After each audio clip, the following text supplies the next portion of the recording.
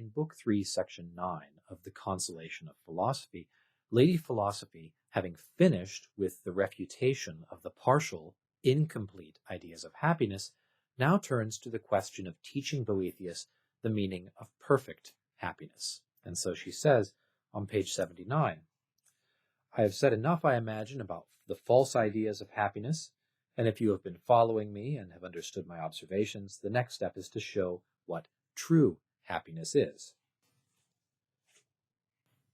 So Boethius says, I have had a glimpse of this, but I should be happy to have some further explanation for why fame and beauty and power and wealth are incomplete forms of happiness. She says at the top of page 80, the explanation is this: what is simple and undivided by nature, human error manages to divide and distort.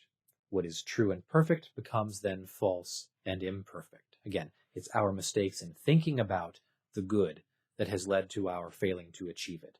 Once we correct those mistakes, we'll have a clear path to pursuing and acquiring perfect happiness. Over the next few pages, then, Lady Philosophy walks Boethius through a process of thinking about what these partial ideas of happiness are part of. And we begin by uniting the ideas of self-sufficiency and power. She observes that if someone is self-sufficient, then he must not have any need for further power. If he needed power from outside of himself, he would not be self-sufficient, but rather dependent upon others.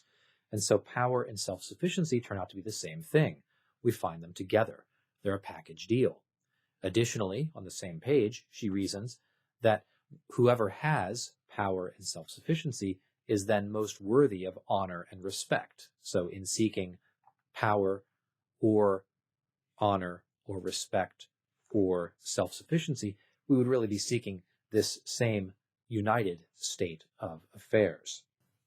It's also deserving of fame and renown, we find. And then she says at the top of page 81, let us add one more quality. For that which is self-sufficient, powerful, famous, and worthy of respect would also be most happy. Isn't that right? And he says, well, yes, of course. So she says, this is the state that we're talking about, the condition in which the names of all those things, self-sufficiency, power, fame, respect, and pleasure, are different. Their substance is the same. This state is what men divide when they try, in their misguided way, to get a part of it. Although, in fact, it has no divisible parts, their mistake is not trying to obtain the whole thing.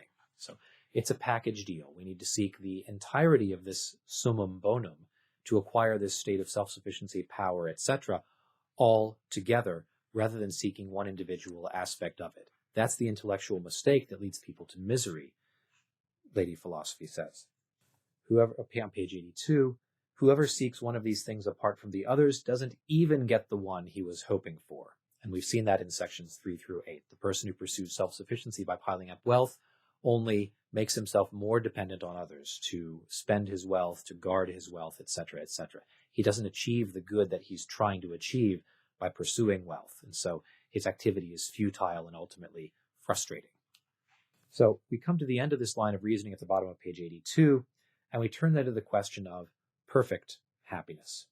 Lady Philosophy says, then you understand the forms of false happiness and their causes, but the time has come for you to turn your mind in the other direction, where you will find true happiness, as I promised you a while back. Now here's a further iteration of some cave imagery, thinking back to Plato's allegory of the cave. Just as the prisoners are not going to find true reality by examining the shadows in front of them more closely, Boethius and any other human being is not going to find true happiness by pursuing pleasure, wealth, power, all the things that they have been pursuing. They're going to need to turn in the other direction, toward the thing of which these shadows are an ultimate copy, toward the ultimate summum bonum, of which these partial ideas of happiness are mere fragments and shadows. That's the way to become happy. So we're about to make this reorientation of the self towards its correct object. So let's take a look at how that's going to go then. Excellent, says Boethius, and now I see that while you were explaining false happiness, you also made it clear that true happiness would be that which makes a man self-sufficient, powerful, respected, famous, and happy. Only that would be what we would call a full and true and perfect happiness, And all of these, I have come to realize, are fundamentally the same. So he's adopted this view of the world that Lady Philosophy has proposed to him. She says, is very nearly perfect. All you need to be the ideal pupil is to add one thing. So let's look at it. What is this one key insight that Boethius needs to add in order to begin his progress toward perfect happiness? She tells us on page 83, do you think that there is anything in this changeable and mortal world that can provide a condition such as you have described? And Boethius says, almost certainly not. What you have been saying makes it clear that no further argument or discussion is required. So nothing in the physical world, nothing in the material world, nothing in the temporal world that we live in could possibly provide this state of perfect happiness. We're going to need to look at the transcendent realm. We're going to need to get outside of the cave, to use Plato's imagery. We're going to need to turn towards the divine. We need to understand something about the relationship of the human being to God in order to understand the Summum Bonum that we're looking for.